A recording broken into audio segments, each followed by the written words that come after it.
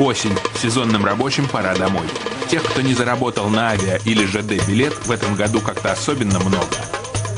Ночь МКАД. Один из отстойников для среднеазиатских автобусов. Водитель Равшан объясняет, что до Душанбе ни сидячих, ни стоячих мест не осталось. Но еще не поздно залечь под сиденье. Нет, а там место. Конечно, или под скамейкой, под сиденьем. Далее на таджикском. Мол, впереди около 40 постов ДПС и границы 4 государств. В общем, проезд 3000 рублей плюс 17 тысяч на взятки. Иначе нелегалам беспаспортным такой путь не одолеть. 17 без паспорта, и все нормально, да? А этих без регистрации 6, да? 6500. Ну, 100% гарантия, да? Не будет проблем ни с милицией, ничего, точно. Скотовозки. Так сами гастарбайтеры называют эти автобусы. Из-за постоянных разбирательств на постах и пикетах в один конец могут ехать дней 10. Что делать? Работа, жизнь такая. Ну а не боитесь, что постоянно будут останавливать, штрафовать? Народу там много. Вот, казалось бы, грубейшее нарушение правил перевозки. На 50 мест 108 пассажиров. Массовое нарушение паспортного режима. У 35 иностранцев нет вообще никаких документов. И ничего.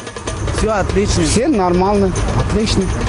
Очередные проверяльщики говорят отъезжающим «ай-яй-яй», и автобус продолжает свой путь. Действительно, что проку удерживать тех, кого и так давно пора депортировать? Разобраться бы с теми, кто уезжать не собирается. День дворника начинается рано, миграционные службы еще раньше. Очередной дом, очищенный от коренных москвичей и выкупленный какими-то инвесторами. Район Сретенки, 5:30 утра. Открывайте двери!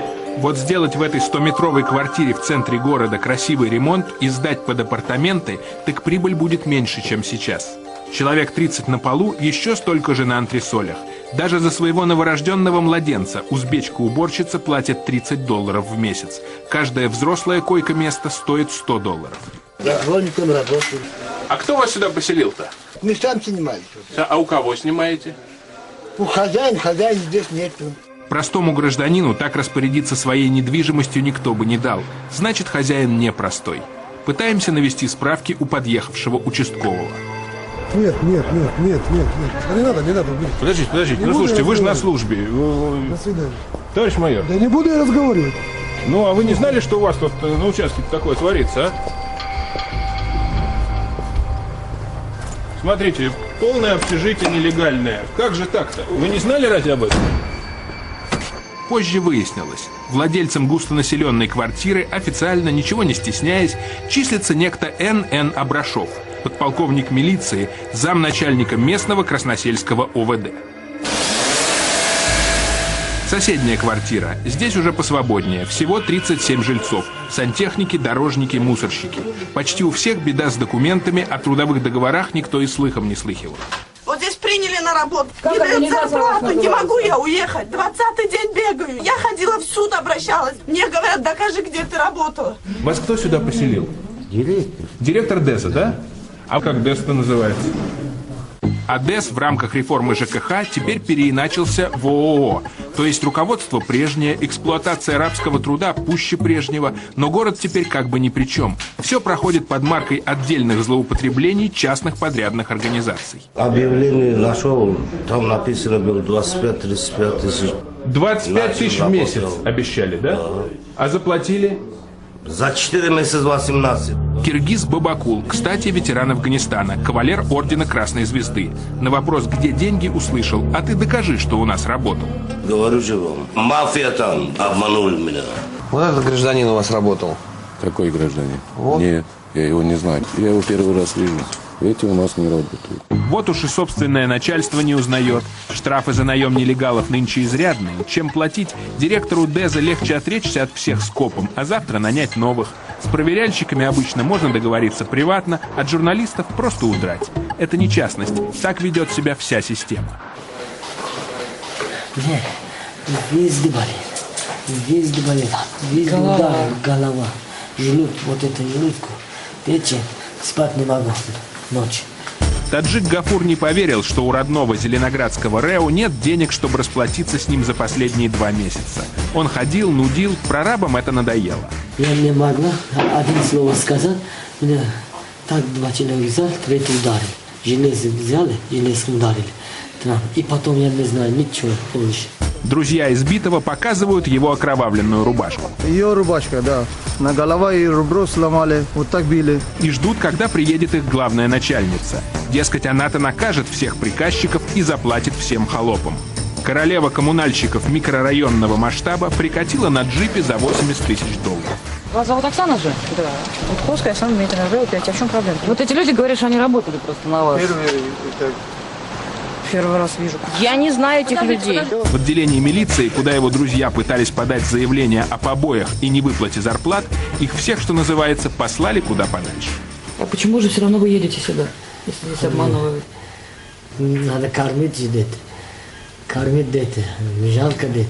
Всего в Москве более 70 000 дворников. Из них, по официальным данным, 4693 иностранца. То есть около 6%. А вот что на самом деле. У нас одни киргизы работают. Без выходных. Без выходных, без праздничных.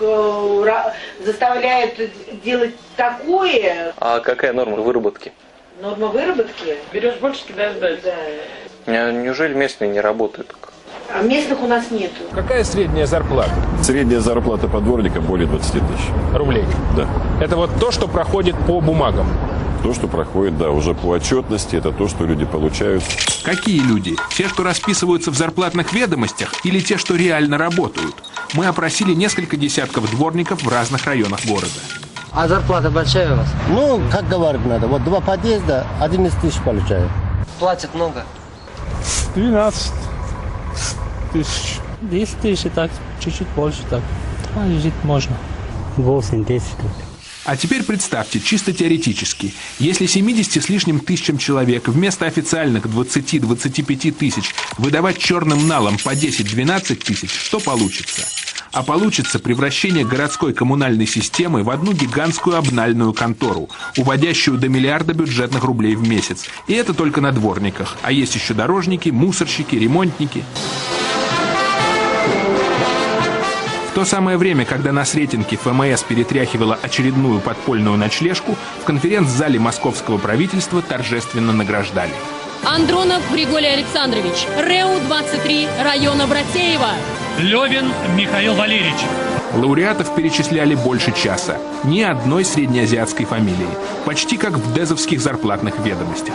У нас конкурс не национальностей, а конкурс мастеров. Это лучшие дворники, мастера, которые победили и которые отмечены правительством Москвы. И снова ночлежка. Для тех, кто вне конкурса. Район Пятницкой. Трущобы эти легко спутать, но, сдается, с год назад мы здесь уже были со съемочной группой. Все тот же потайной лаз в кирпичах, та же светомаскировка из фанеры и тряпок, те же якобы отключенные коммуникации. Да, ну и скрутчики. Если прежних жителей депортировали, как обещали, то, наверное, это уже другие, но такие же, нищие, бесправные и напуганные. Малыш, ты здесь родился? Без врача, что ли?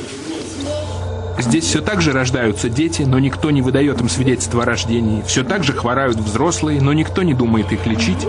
Здесь единственное, что готов сделать работодатель для своих батраков, это все так же бессовестно их предать при первой же проверке. Там располагаются люди ваши? Сейчас я просто не знаю, что это за люди такие. Там сейчас располагаются некие дворники. Не знаю вообще-то. Все, господа, приемник-распределитель, билет на родину. Давайте, не стесняйтесь. За казенный счет из страны депортируются единицы. Это слишком дорого. Большинству же просто ставится штамп о выдворении и запрете повторного въезда. С начала года такой штамп был поставлен 18 000 иностранцев. Сколько из них реально уехали, а сколько выбросили паспорта и преспокойно продолжили жить без документов, неизвестно. Никто не считал.